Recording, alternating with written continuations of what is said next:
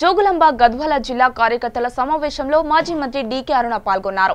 ఈ సందర్భంగా ఆమె మాట్లాడుతూ తెలంగాణ ప్రజలు ఇప్పుడు బీజేపీ వైపు చూస్తున్నారని అన్నారు. తెలంగాణలోనూ బీజేపీ అధికారంలోకి వస్తుందని కేంద్ర ప్రభుత్వం ఇచ్చే పథకాలను ప్రజల్లోకి తీసుకెళ్తామన్నారు. సెప్టెంబర్ 17ను రాష్ట్ర ప్రభుత్వం అధికారికంగా నిర్వహించాలని, 17న గల్లీ గల్లీలో జాతీయ జెండా ఎగురవేయాలని పార్టీ నిర్ణయం తీసుకుందని అన్నారు.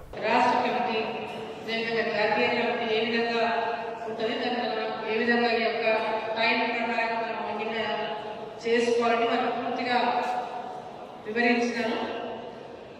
ఎందుకంటే ఆ యొక్క సంస్థలో అనుభవం ఉన్నటువంటి వ్యక్తి, ఏబీపీ దగ్గర నుంచి పనిచేసినటువంటి అనుభవం ఉన్నటువంటి పార్టీ సంస్థాగత విషయాలపైన పూర్తిగా అనుభవం ఉండి మనమంతా చాలా మంది ఇక్కడ కొత్త కాబట్టి విషయాలన్నీ కూడా అవగాహన చేసుకోవడానికి మనం ఆ దిశగా పార్టీని బలోపేతం చేసుకోవడానికి మరి వారు బూత్ కమిటీ మెంబర్షిప్ మొత్తం మెంబర్షిప్ చేయించారు.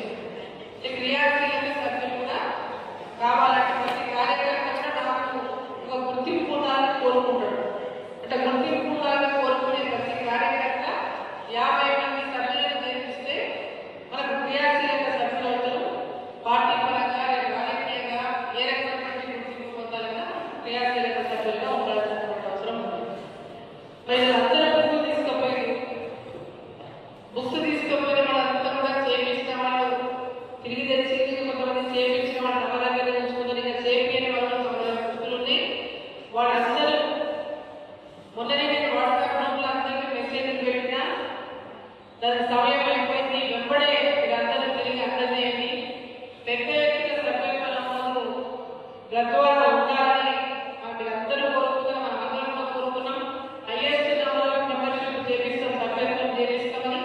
మరి ఆ విషయంగా మీరు తీసుకున్న బుక్కులన్నీ చేపిస్తే 50,000 గ్యాస్ పథకం కింద పెద్ద ఎత్తున గ్యాస్ కనెక్షన్లు గ్రామీణ ప్రాంతాల్లో చాలా మంది కార్యకర్తలు ప్రజలకు అందజేస్తూ ఉన్నారు. అటువంటిది ఎక్కడెక్కడైతే ఇంకా లేనటువంటి వాళ్ళు ఉన్నారు అటువంటి వారిని గుర్తించి వారికి ఆ పథకాన్ని అందజేసినటువంటి విధంగా, అదేవిధంగా ఉపాధి హామీ పనుల ఇంకా కేంద్ర ప్రభుత్వం నిధులే అని చెప్పి గ్రామంలో వేసే సీసీ రోడ్డు కానీ గ్రామ పంచాయతీకి వచ్చే ప్రతి పైసా కూడా కేంద్ర ప్రభుత్వం ఇస్తున్నటువంటి నిధులేనటువంటి విషయంగా ప్రతి